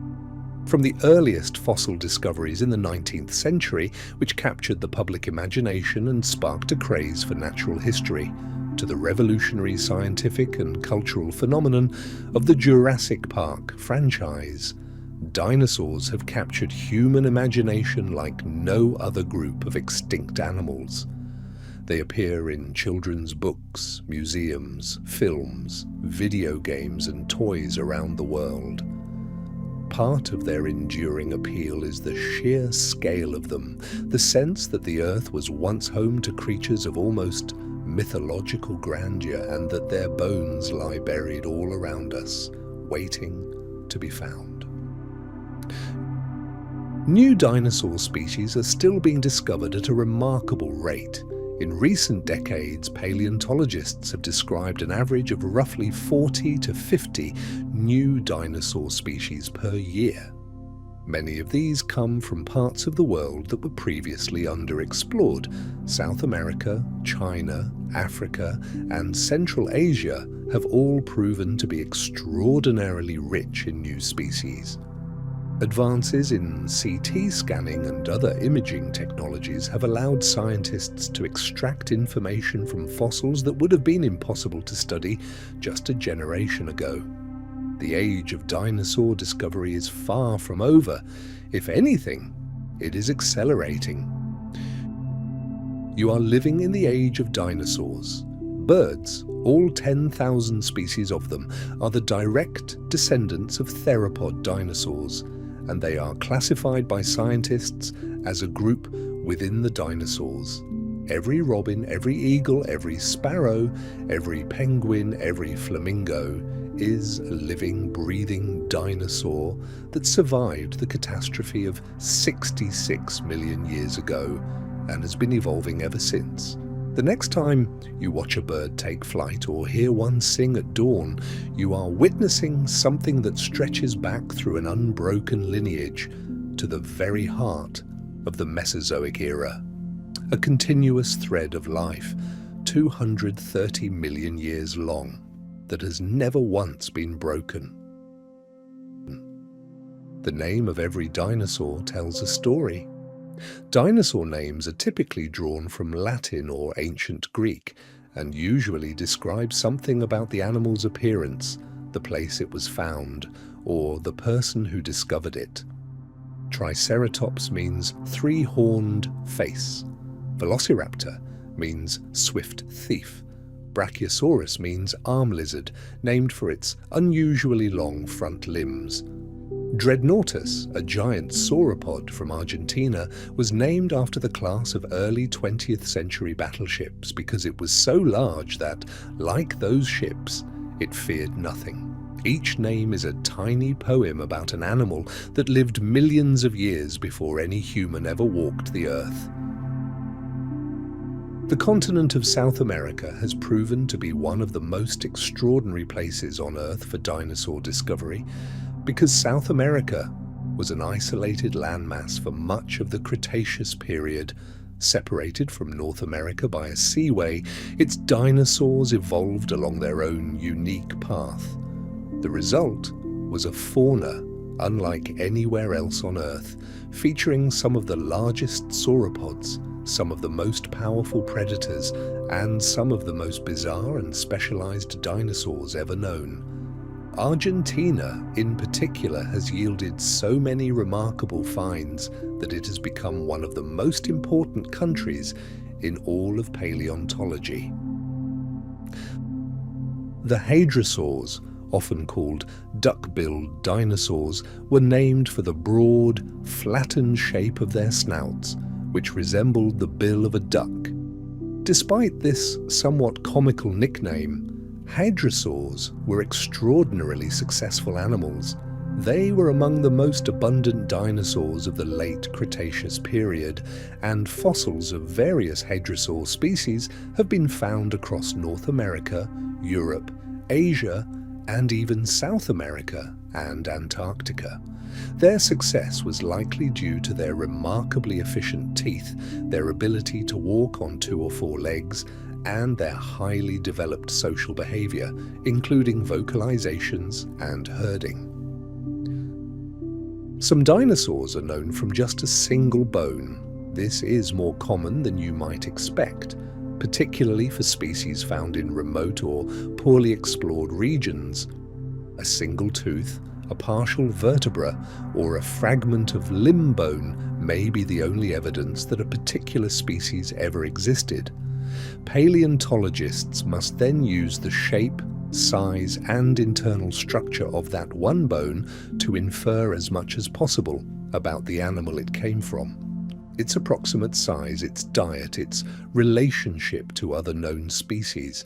It is detective work of the most painstaking and speculative kind, and every conclusion is held lightly, ready to be revised when new evidence emerges. The Cretaceous Interior Seaway was a vast, shallow inland sea that divided North America roughly in half for much of the late Cretaceous period. This seaway ran from what is now the Arctic Ocean down to the Gulf of Mexico, splitting the continent into 2 large land masses. Dinosaurs living on the western landmass, known as Laramidia, evolved in relative isolation from those on the eastern landmass, called Appalachia. The western side is far better known as its rocks have been extensively explored. Appalachian dinosaurs are known from fragmentary remains and include some intriguing species that appear to have been distinctly different from their western counterparts. Raptors, the dromaeosaurid dinosaurs, were far more diverse than most people realize. While Velociraptor is the most famous member of the group, it was just one of dozens of species ranging from the crow-sized Microraptor to the enormous Utahraptor, which could reach up to 7 meters in length and weigh several hundred kilograms. Utahraptor was described in 1991, shortly before the release of Jurassic Park, leading to a popular but unverified story that its description was partly funded by the film's producers, who wanted a scientific basis for their large raptors. Whether or not that story is true, Utahraptor is very real and very impressive. Dinosaur bones can tell scientists roughly how old an individual was when it died. By cutting a thin section of bone and examining it under a microscope, paleontologists can count growth rings, called lines of arrested growth, that form annually, much like rings in a tree. This technique, known as skeletochronology, has revealed that many dinosaurs died young before reaching full adult size. It has also shown that some species took many years to reach maturity. Large sauropods may not have been fully grown until they were several decades old, while smaller species matured much more quickly. One of the most emotionally resonant dinosaur fossils ever found is a nesting oviraptor, preserved in the act of brooding its eggs. The animal died, possibly in a sudden sandstorm, while sitting on its nest with its arms spread wide, sheltering the eggs beneath its feathered body. It is a posture identical to that of a modern bird, brooding its clutch. The image of this dinosaur, frozen in an act of parental care for 75 million years, is one of the most powerful reminders that dinosaurs were not cold, unfeeling machines, but living animals with behaviors that echo deeply in the world we know today. The discovery of the first complete dinosaur skeleton in North America was made in 1858 in a marl pit in Haddonfield, New Jersey. The dinosaur, Hadrosaurus fulci, was described by the paleontologist Joseph Leidy and caused a sensation. It was the first dinosaur mounted for public display anywhere in the world, going on exhibit in Philadelphia in 1868. The mount showed the animal in a bipedal, upright posture, somewhat like a kangaroo, which was how dinosaurs were popularly imagined for the next century. Though this posture has since been revised to a more horizontal one, the Haddonfield discovery was a landmark moment in both science and public culture. Dinosaurs had a variety of tooth shapes that corresponded closely to their diets. Large carnivores like T. rex had thick, banana-shaped teeth with serrated edges, designed for gripping and tearing through flesh and bone. Smaller theropod predators often had more slender, curved teeth suited for catching small prey. Herbivores like Triceratops had blade-like teeth for shearing tough plant material. Sauropods generally had simple, peg-like teeth used for raking leaves from branches rather than chewing them. And some dinosaurs, like the ornithomimosaurs, had no teeth at all, just a beak, much like a modern ostrich.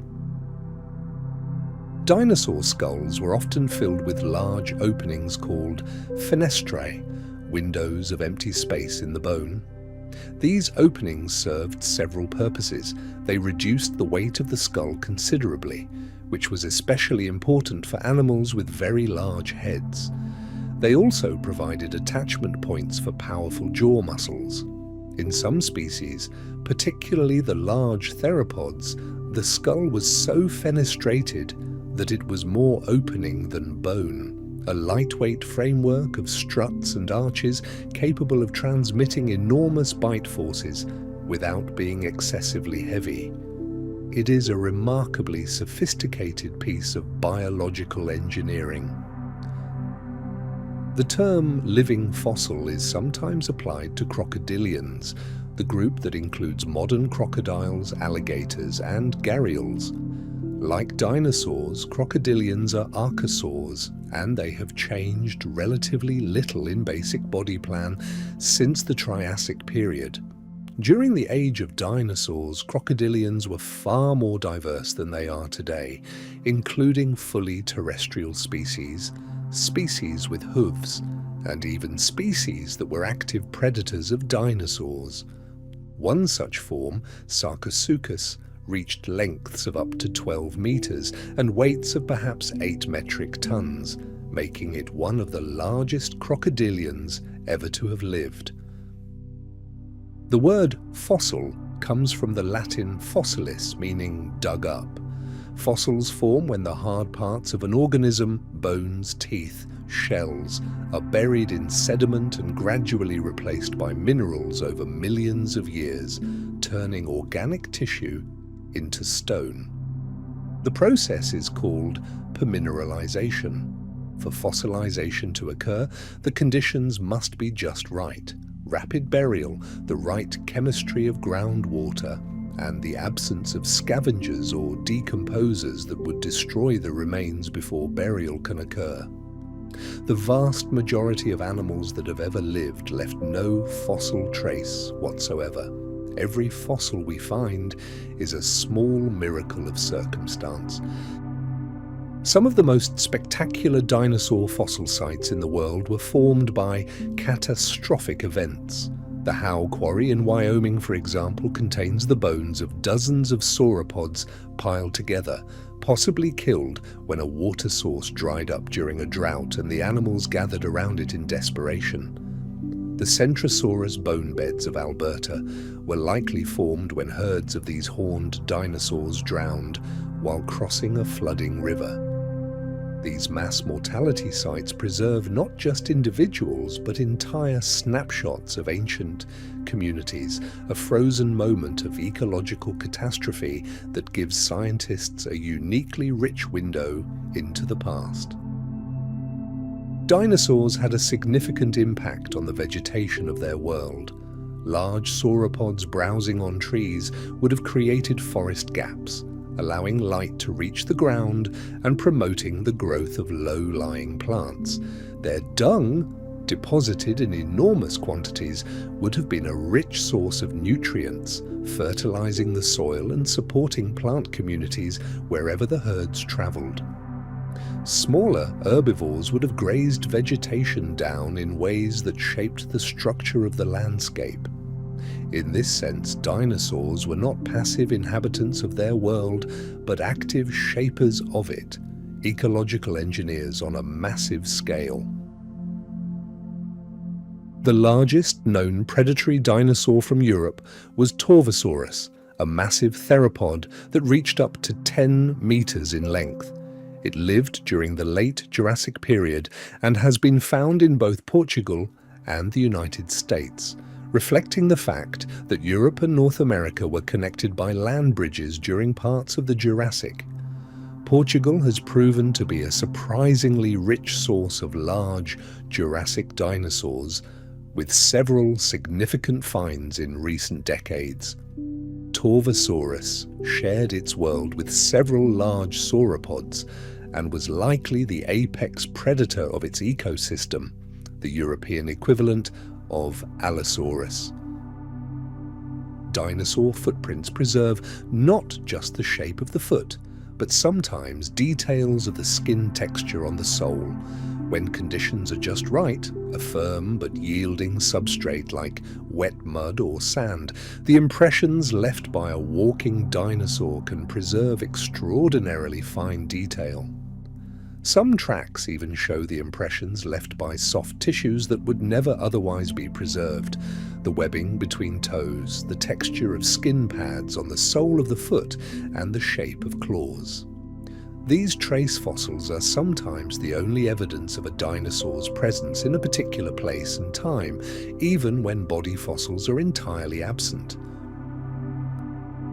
The concept of deep time, geological time measured in millions and billions of years, is one of the most difficult for the human mind to truly grasp. If you compressed the entire history of life on Earth into a single 24-hour day, humans would not appear until the last 2 seconds before midnight.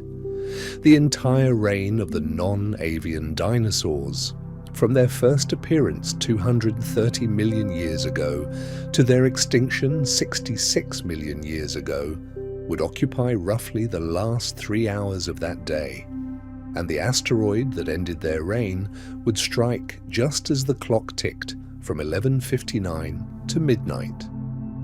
Deep time is humbling in a way that few other concepts can match. Protoceratops was a small, sheep-sized ceratopsian from Mongolia that is known from an extraordinary number of fossils, including eggs, juveniles, and adults of all sizes, making it one of the best understood dinosaurs in terms of growth and development. Its abundance in the fossil record suggests it was an extremely common animal in its environment, likely living in large herds. Protoceratops had a distinctive frill and a parrot-like beak, but lacked the elaborate horns of its later relatives like Triceratops. Some researchers have suggested that the large fossilized nests of Protoceratops in the Gobi Desert may have inspired legends of the griffin among ancient peoples traveling through Central Asia.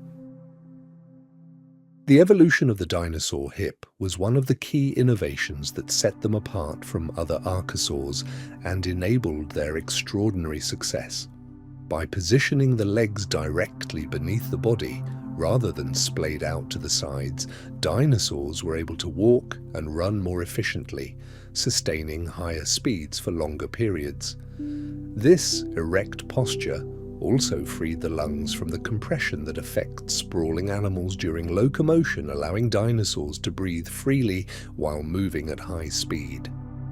It was a deceptively simple change with enormous consequences, a biomechanical refinement that would eventually give rise to the most diverse group of large land animals in the history of the planet.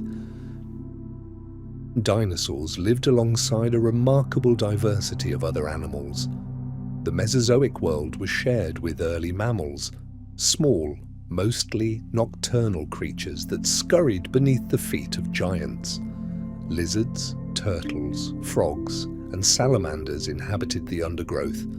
The skies were filled with pterosaurs, early birds, and vast clouds of insects. The rivers and seas teemed with fish, marine reptiles, and early sharks. Far from being a world belonging entirely to dinosaurs, the Mesozoic was a richly complex biosphere in which dinosaurs were the dominant large land animals, but by no means the only ones. The age of dinosaurs was also the age of countless other creatures, most of them far less celebrated.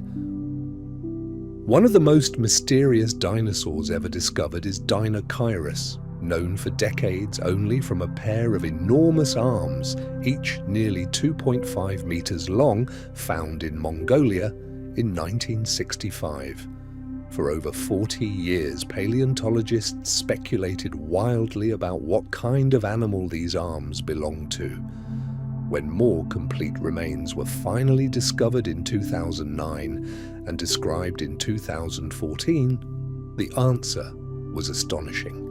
Dinosaurus was a massive ornithomimosaur, an ostrich-like dinosaur that had evolved into a slow, heavily built giant with a humped back, a duck-like bill, and a diet that included fish and plants. It was one of the strangest dinosaurs ever to have lived, and its full appearance was entirely unexpected. The Morrison Formation of the western United States preserves one of the most complete records of a single ancient ecosystem anywhere in the world. The dinosaurs found there, Stegosaurus, Allosaurus, Brachiosaurus, Diplodocus, and many others, all lived together in the same environment, separated only by millions of years of geological time during which different layers of sediment were deposited. By studying the relative abundance of different species in different layers, paleontologists can track how the ecosystem changed over time, how species came and went, how predator and prey populations fluctuated, and how the landscape itself evolved over millions of years of sedimentation. Theropod. Dinosaurs walked on two legs, but the three main toes they used for walking were not the first, second, and third toes.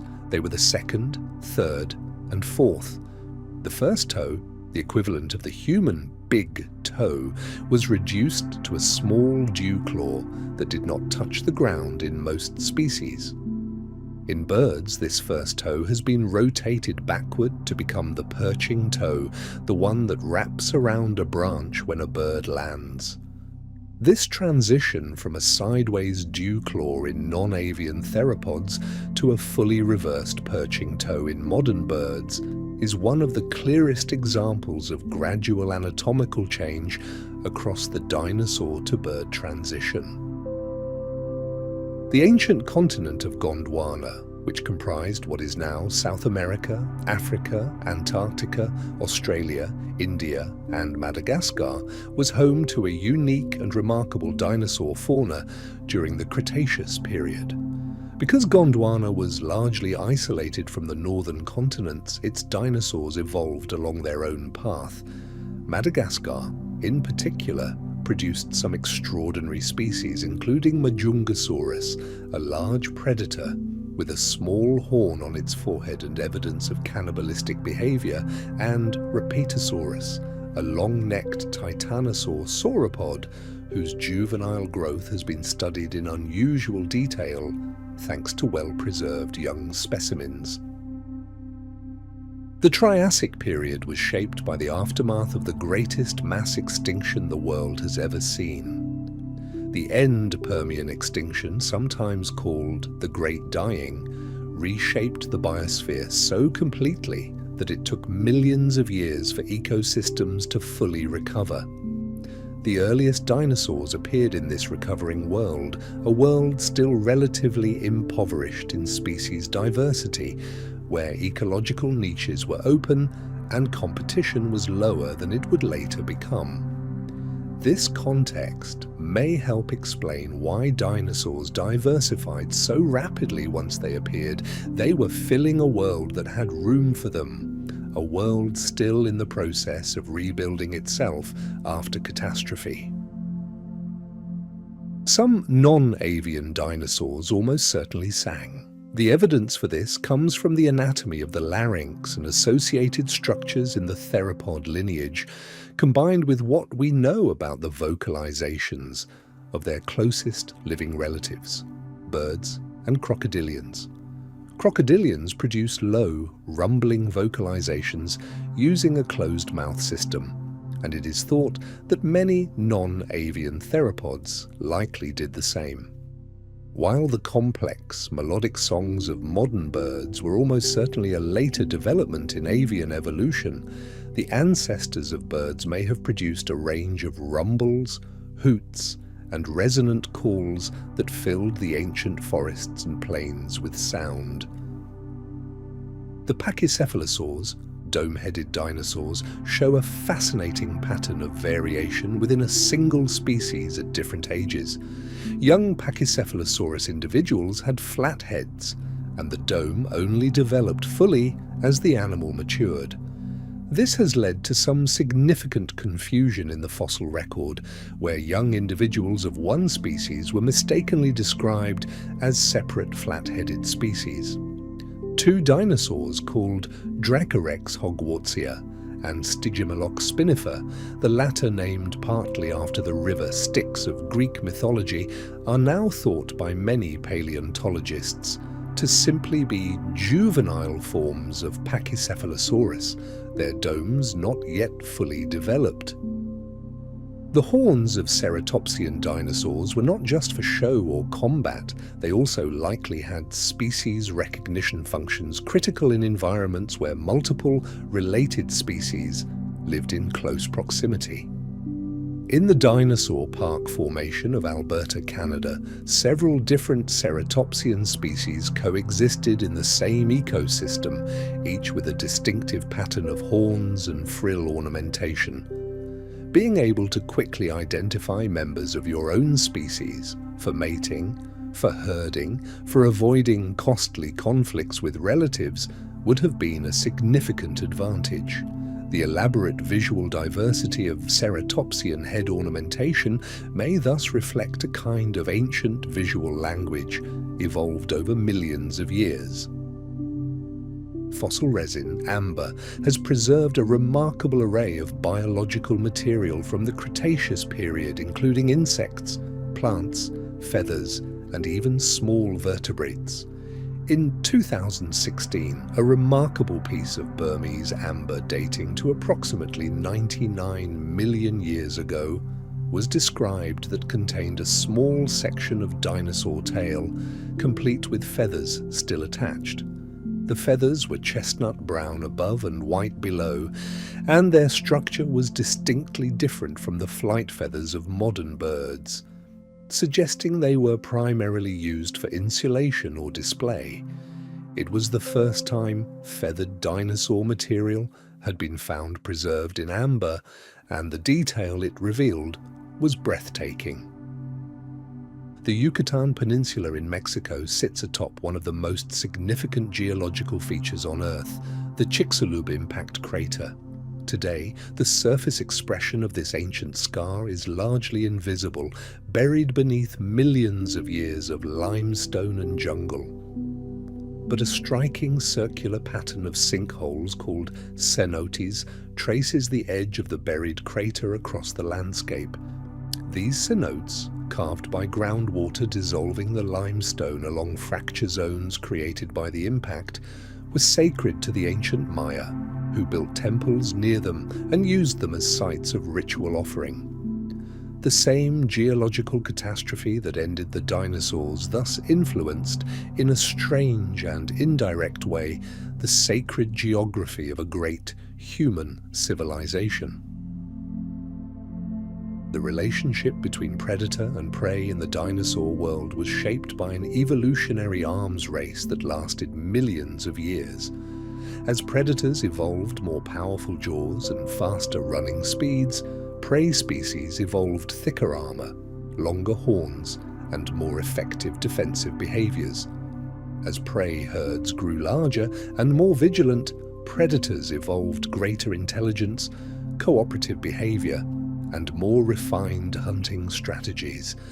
This constant back and forth, each adaptation driving a counter-adaptation in the other, is one of the fundamental engines of evolutionary change, and it played out across the dinosaur world with the same relentless creativity it displays in every ecosystem on Earth today. The study of ancient climate is deeply intertwined with the study of dinosaurs. The Mesozoic era was generally warmer than today. There were no polar ice caps for most of this period, sea levels were higher, and tropical and subtropical conditions extended far further toward the poles than they do now. Understanding this ancient climate helps scientists interpret dinosaur ecology. Why certain species were found where they were, how they migrated, what plants were available to them, and how changes in climate over millions of years drove changes in dinosaur diversity. Climate and life are inseparable in the Mesozoic as in the present. The dinosaur Amargasaurus from the early Cretaceous of Argentina had a remarkable double row of tall spines running along its neck and back. In some reconstructions, these spines supported a sail of skin, while in others they are depicted as separate, quill-like projections. Either way, they were unlike anything seen in other sauropods, and would have given Amargasaurus a striking and distinctive silhouette. Whether the spines were used for temperature regulation, display, species recognition, or defense against predators remains unclear. They are a vivid reminder of how wonderfully strange the natural world can become given sufficient time and the pressures of evolution. The first feathered dinosaur discovered in China, Sinosauropteryx, described in 1996, was a small compsognathed theropod, about the size of a turkey. Its feathers were simple, hair-like filaments covering the body, and they were preserved in the fine-grained volcanic sediments of the Yixian Formation. The discovery caused enormous excitement because it was the first direct physical evidence that non-avian dinosaurs had feathers, something that had been theorized but never proven. In the years that followed, dozens more feathered dinosaurs were discovered from the same deposits, transforming our understanding of dinosaur biology and confirming the evolutionary link between dinosaurs and birds beyond any reasonable doubt. Sauropod necks were not simply long versions of a typical vertebrate neck. They were highly specialized structures containing elongated vertebrae, complex joints, and a system of pneumatic air sacs that replaced much of the bone mass with air, reducing weight significantly. The muscles and tendons supporting the neck were arranged in ways that allowed the animal to hold it aloft with relatively little muscular effort. The system was more like a suspension bridge than a simple lever. Despite their extraordinary length, the necks of sauropods were biomechanically elegant solutions to the challenge of feeding at height, refined by millions of years of evolution into something that worked remarkably well. Some dinosaurs appear to have lived in environments that were seasonally very dry, arid landscapes with pronounced wet and dry seasons, not unlike the savannas of modern Africa. Evidence for this comes from the types of plants preserved alongside dinosaur fossils, as well as from growth patterns in dinosaur bones, which sometimes show interruptions corresponding to periods of reduced growth during dry seasons. In these environments, large herbivores like the sauropods may have gathered around permanent water sources during dry seasons, just as elephants and wildebeest do today, creating dense aggregations of animals that would have attracted large predators in turn. One of the most beloved dinosaurs among children and adults alike is Brachiosaurus, the tall, long-necked giant that appears in the opening scenes of Jurassic Park, browsing in the treetops. The real Brachiosaurus lived approximately 154 to 150 million years ago in what is now North America and Africa, and it is distinguished from other sauropods by its longer front legs than back legs, giving it a giraffe-like body posture with a steeply angled back. At full height, Brachiosaurus could have looked over the roof of a 4-story building. It was not the largest sauropod, but it may have been the tallest, and there is something enduringly majestic about its silhouette against an imagined Jurassic sky. The evolution of gigantism in sauropod dinosaurs is one of the most fascinating puzzles in paleontology. No other land animals in the history of the Earth have come close to the size achieved by the largest sauropods. Several factors likely contributed. Their efficient respiratory system, borrowed from their archosaur ancestors, allowed for high metabolic rates. Their simple, unspecialized teeth allowed rapid food intake without the energy cost of thorough chewing. Their ability to reproduce rapidly, laying dozens of eggs per year, meant that even with high juvenile mortality, populations could sustain themselves. And their sheer size, once achieved, provided its own advantages: reduced predation risk, access to food sources unavailable to smaller animals, and the ability to travel vast distances between food patches. Dinosaur museums have played an enormous role in shaping public understanding of these ancient animals. The American Museum of Natural History in New York, the Natural History Museum in London, the Royal Tyrrell Museum in Alberta, Canada, and the Zhejiang Dinosaur Museum in China are among the world's premier institutions for dinosaur research and display. The Royal Tyrrell Museum opened in 1985 in the heart of the Alberta Badlands, houses one of the largest collections of dinosaur specimens in the world and is surrounded by some of the richest fossil-bearing rock formations on Earth. These institutions are not just repositories of fossils, they are places where the deep past is brought to life for millions of visitors each year. The dinosaur Brachiosaurus, found in what is now Romania, is one of the clearest examples of island dwarfism in the fossil record. It was a titanosaur sauropod, a group that on the mainland included some of the largest animals ever to walk the earth. But on the ancient island that is now Romania, Brachiosaurus was tiny, only about 6 meters long and roughly the size of a horse. Isolated on an island with limited food resources and no large predators to drive the evolution of large body size, the ancestors of Brachiosaurus shrank dramatically over many generations, becoming one of the smallest sauropods ever known. The ancient predator. Allosaurus has been found with healed injuries that suggest it sometimes engaged in combat with the large sauropods it hunted. Some Allosaurus specimens show injuries consistent with being struck by a sauropod tail, broken ribs, crushed vertebrae, that subsequently healed, meaning the animal survived these encounters. Meanwhile, some Diplodocus and Brachiosaurus specimens show scrape marks and gouges consistent with Allosaurus teeth.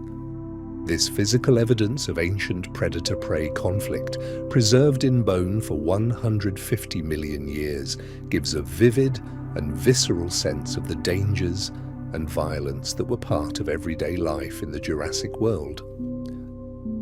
Dinosaur eggs varied not only in size and shape, but also in color and pattern. Research on fossil eggshells has revealed that some dinosaur eggs contained pigments, specifically the same pigments responsible for the coloring of modern bird eggs. This suggests that at least some dinosaurs laid colored eggs, possibly with patterns or markings that helped parents identify their own eggs in a shared nesting colony, or that provided camouflage against predators. The discovery that egg coloration has such ancient origins, predating birds by tens of millions of years, is yet another example of how deeply bird biology is rooted in the dinosaur lineage. The sauropod. Nigersaurus from the Cretaceous of Niger in West Africa had one of the most unusual skulls of any dinosaur. Its mouth was exceptionally wide, like a vacuum cleaner, with over 500 small, closely packed teeth arranged in a broad, straight row at the front of the jaws. Unlike most sauropods whose teeth were in the sides of the mouth, Nigersaurus's teeth were all at the very front, ideal for cropping low-growing vegetation at ground level. Its skull was so delicate and lightly built that it was nearly transparent in places, and the eye sockets faced outward and slightly upward, giving this gentle giant a perpetually surprised expression. One of the great ongoing debates in paleontology concerns the sociality of large theropod predators. Some researchers have proposed that animals like Allosaurus and even T-Rex may have hunted cooperatively in groups as modern wolves and lions do. Evidence cited includes multiple large theropods found together at the same fossil site, and trackways showing several individuals moving in the same direction.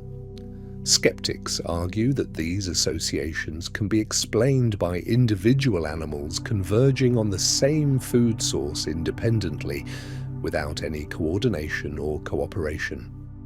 The question of whether large dinosaur predators were solitary hunters or pack animals remains genuinely unresolved.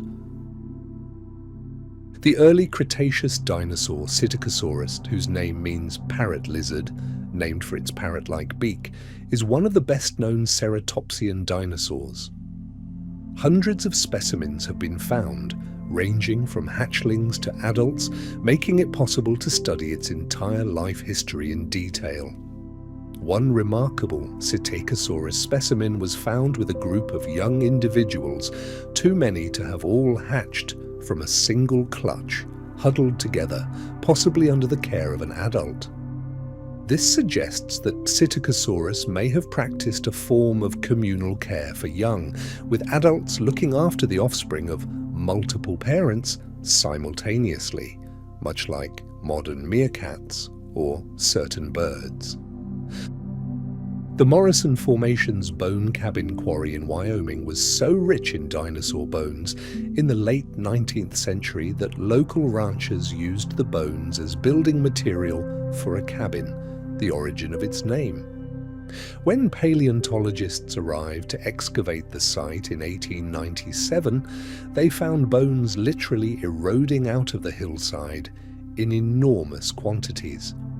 Over the following years, tons of dinosaur material were shipped from the quarry to museums around the world.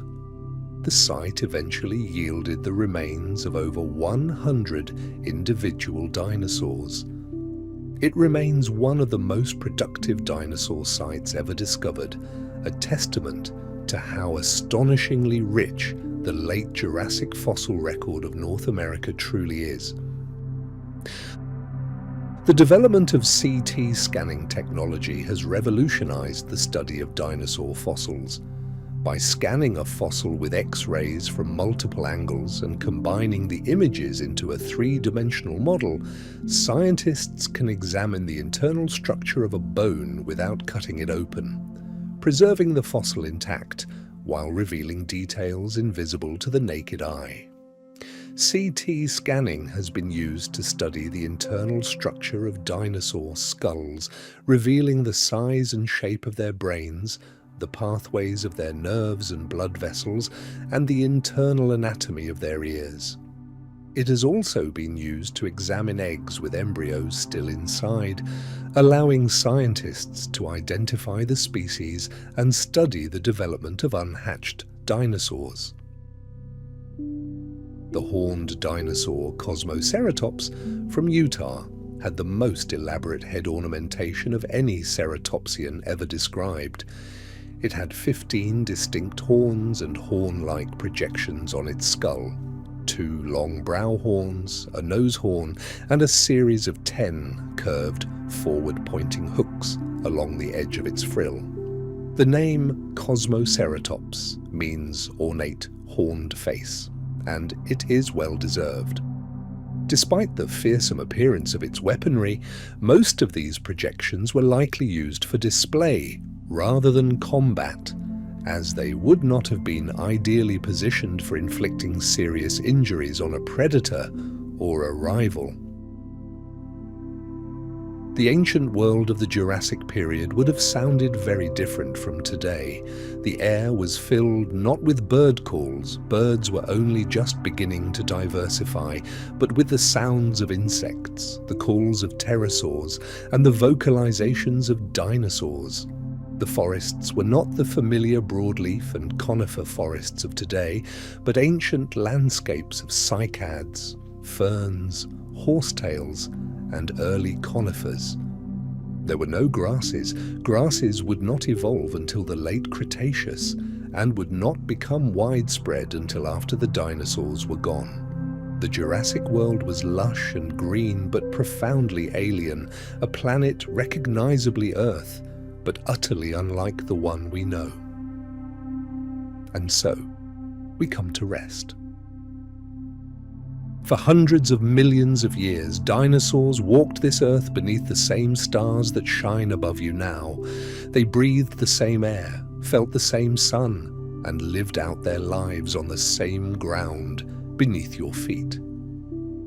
And tonight, as you drift towards sleep, that ancient world is still here, buried quietly beneath the soil, preserved in stone, waiting patiently as it has always waited.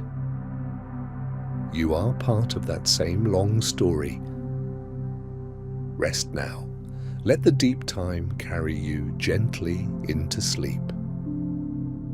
Good night.